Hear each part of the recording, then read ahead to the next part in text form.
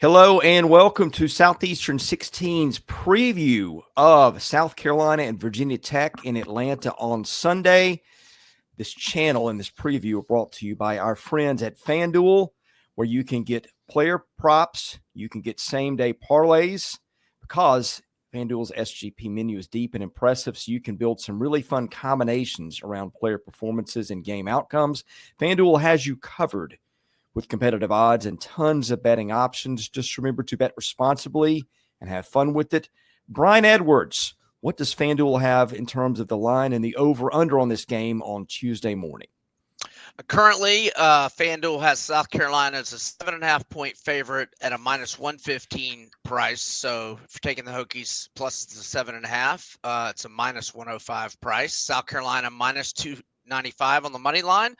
Vatek plus 235 on the comeback. The total is 52.5 points. And did you want me to throw out some other betting options now, or? Let's hold those for later if you Okay, see something that's what I thought. attractive. I wanted to get into the game for a minute. I'll start with Jay. Jay, I know we're all high on South Carolina. You're very big on LaNorris Sellers, as all of us are, but you may be more than any of us. He's kind of almost a shorter version of Cam Newton, if that's possible.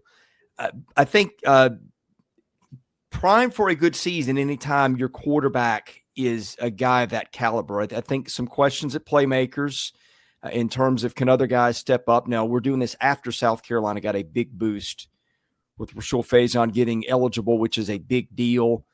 Surprising, I don't think the line went up after that. Maybe it was already built in. And I think defenses are questioned with these guys, Jay, because Carolina lost a ton of guys to the NFL. And while there's some talent there, maybe not as readily identifiable as it was at the end of last season.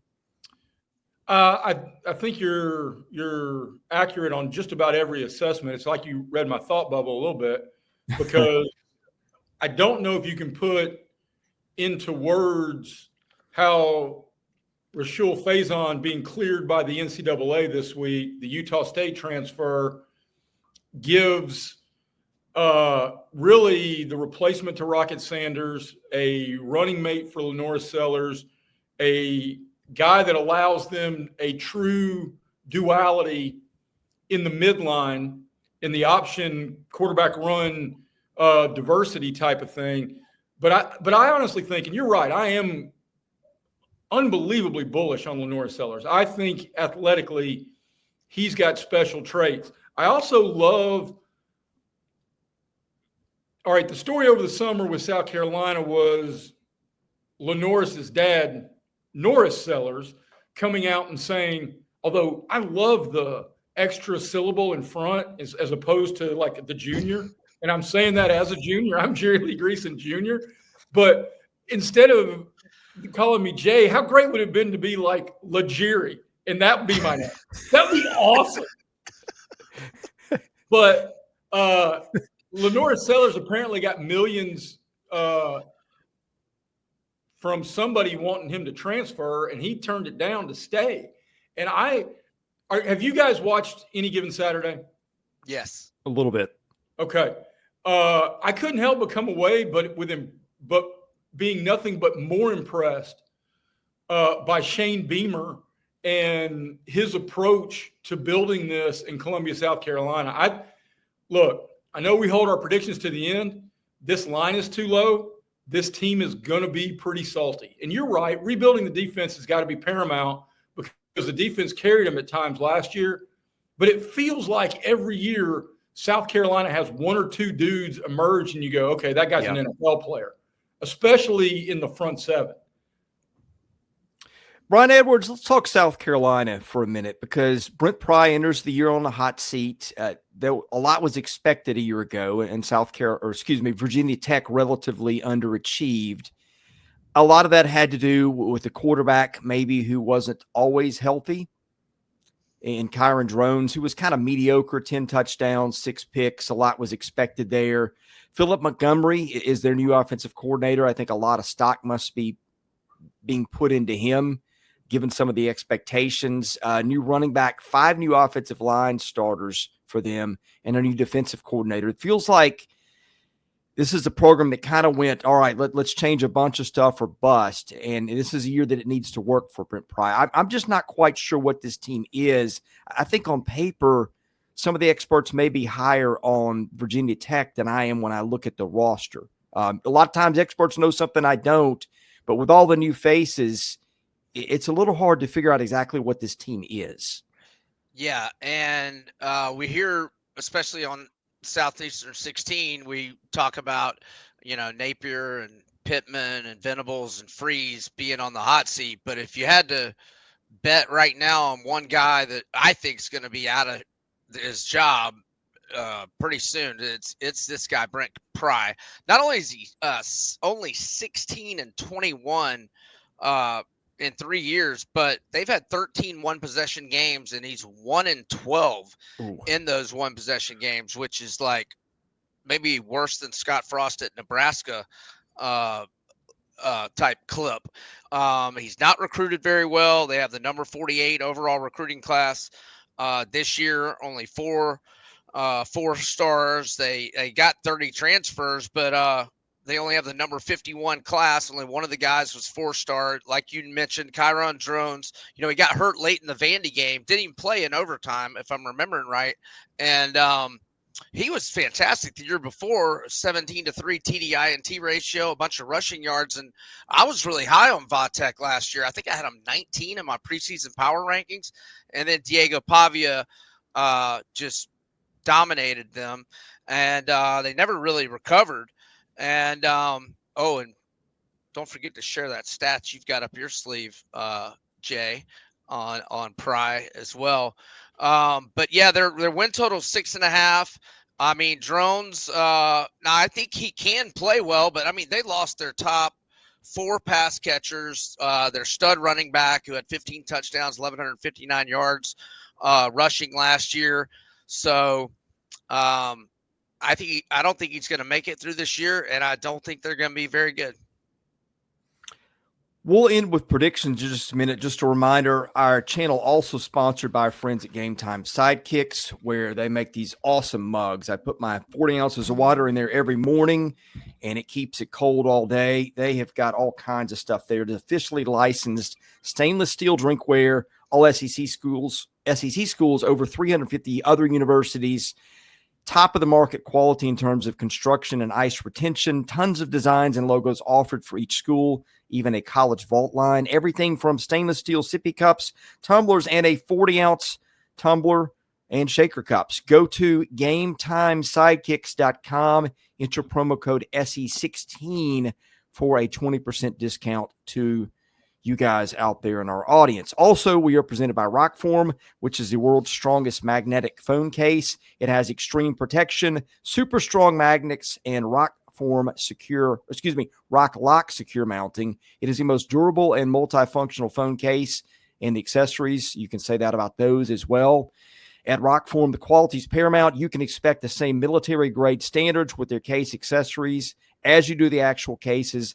I've got my phone protected, and it will take a shock. It is everything it is advertised. This stuff is high quality, and boy, when they say super strong magnets, they mean that too.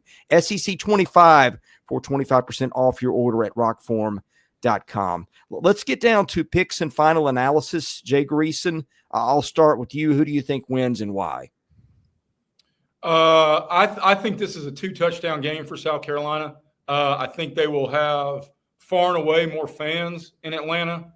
I think they've got – if Virginia Tech's built around the quarterback, I mean, you talked about all the changes, and it really feels like they're just shuffling deck chairs on the Titanic because this thing has hit iceberg after iceberg. The stat Brian was referencing against non-conference Power Four opponents, Brent Pry is 0-6. So I don't see that changing. I think the biggest X factor for South Carolina is, can Nyck Harbor do anything other than run verticals? Because he's got NFL talent, but he hasn't really coupled that with superstar Saturday production.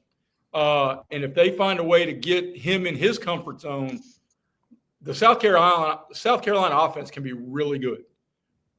So give me South Carolina a comfortable 35-17 win. And I will be Jay, at FanDuel. Yeah, I'm in agreement with you. I just look at it and look, sometimes when you reshuffle the roster in the transfer portal, it turns out better than a lot of people think it would be. I think that having the Drones healthy is going to help them. That certainly dragged Tech down last year, but I just don't see it when you're replacing an entire offensive line. You're bringing in so many new guys. I just, on paper, it doesn't add up to me. This may be a case where the experts know something that I don't hear. But I think, to me, South Carolina only being a 7.5 point favorite doesn't make a lot of sense.